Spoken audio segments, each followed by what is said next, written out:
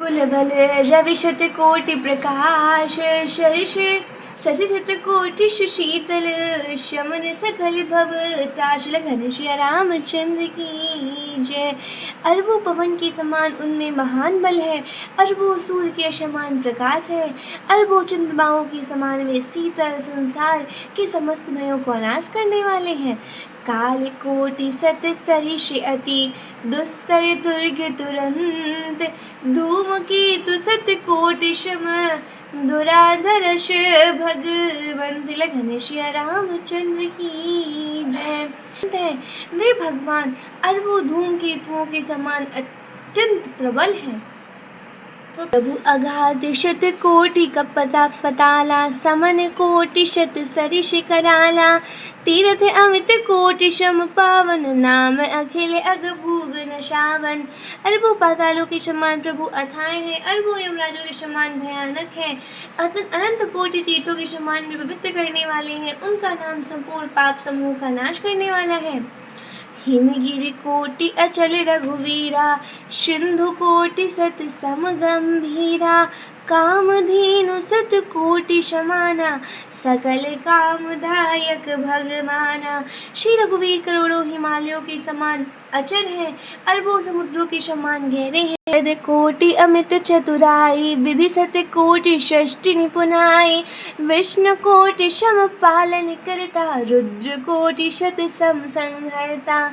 उनमें अनंत कोटि सरस्वतियों के समान चतुरता है, अरबों ब्रह्माओं के समान सृष्टि रचना की निपुणता है। वे करोड़ों विष्णुओं के समान पालन करने वाले, अरबों रुद्रों के समान सहन करने वाले हैं। धनद कोटि शत धाम धनद कोटि शत समधनवाना माया कोटि प्रपंच निधाना भार धरन सत कोटि अहीशा निवनिधि निरुपम प्रभु जगदीशा। वे अरबों कुबेरों के समान धनवान, करोड़ों मायाओं के समान सृष्टि के खजाने हैं। बोझ उठाने में अरबों शीशों के समान है। अधिक क्या जगदीश्वर प्रभु श्री राम जी सभी बातों में सीमा रहित और उपमा रहित है। निरुपम न उपमा आन समान राम निगम लह जिमि कोटि शत खागोत शम रवि कहत अति लघुताल है। एहि भात निज निज मति विलास मुनीस हर्ष बखानहि प्रभु भाव गाहक अति कृपाल सप्रेम सुनि सुख मानहि। श्री राम जी उपमा रहित है, उनकी कोई दूसरी उपमा है ही नहीं। श्री राम के समान श्री राम ही हैं, ऐसा वेद कहते हैं। जैसे अरबों जुगनुओं के समान कहने से शूर अत्यंत लघुता को ही प्राप्त होता है, शूर की ही निंदा ही होती है। इस प्रकार अपनी अपनी बुद्धि के विकास के अनुसार मुनीश्वर श्री हरि का वर्णन करते हैं, किंतु प्रभु भक्तों के भाव मात्र को ग्रहण करने वाले और अत्यंत कृपालु है। वे उस वर्णन को प्रेम सहित सुनकर सुख मानते हैं।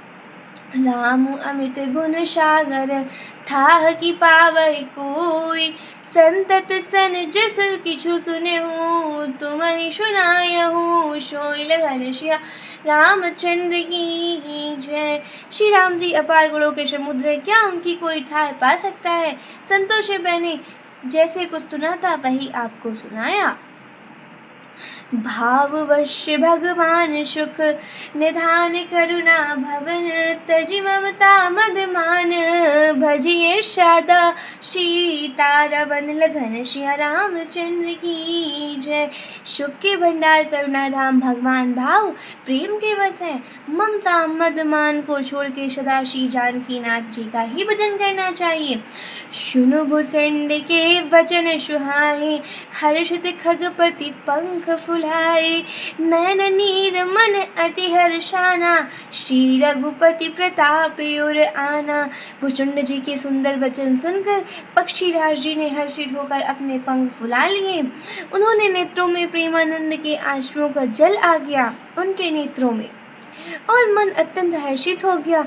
उन्होंने श्री रघुनाथ जी का प्रताप हृदय में धारण किया। पाशिल मोह समुझ पछताना ब्रह्म अनादि मनुज करिमाना अपुनि पुनि काग चरण शिरुनावा जानी राम सम प्रेम बढ़ावा। वे अपने पिछले मोह को समझकर पछताने लगी कि मैंने अनादि ब्रह्मा को मनुष्य करके माना। गरुड़ जी ने बार बार काकभूषण जी के चरणों पर सिर नवाया और उन्हें श्री राम जी के ही समान जानकर प्रेम बढ़ाया। गुरु बिनि भव निधि तरई न कोई, जो विरंजु शंकर सम होई। संशय सर्प ग्रसु मोहि ताता, दुघत लहरी कुतर्क बहु भ्राता। गुरु के बिना कोई भवसागर नहीं तर सकता, चाहे वह ब्रह्मा जी शंकर जी के समान ही क्यों न हो। गरुड़ जी ने कहा, हे तात, मुझे संदेह रूपी सर्प ने डस लिया था और सांप के डसने पर जैसा विष चढ़ने से लहरें आती है, वैसे ही बहुत सी कुतर्क रूपी दुख देने वाली लहरें आ गई थी। तब स्वरूप गारुड़ी रघुनायक, मोहि जियायहु जन सुखदायक।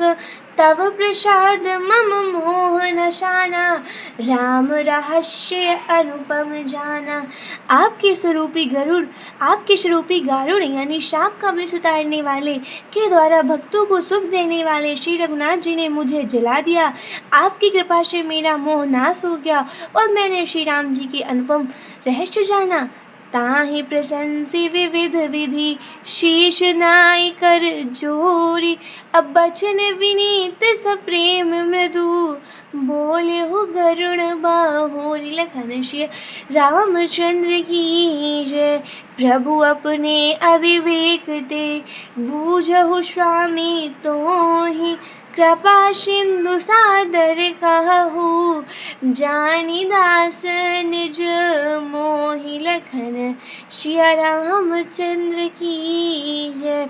उनकी बहुत प्रकार से प्रशंसा करके, सिर नवाकर, हाथ जोड़कर फिर गरुड़ जी प्रेम पूर्वक विनम्र और कोमल वचन बोले, हे प्रभु, हे स्वामी, मैं अपने अविवेक के कारण आपसे पूछता हूँ। हे कृपा के समुद्र, मुझे अपना निज दास जानकर आदर पूर्वक मेरे प्रश्न का उत्तर कहिए।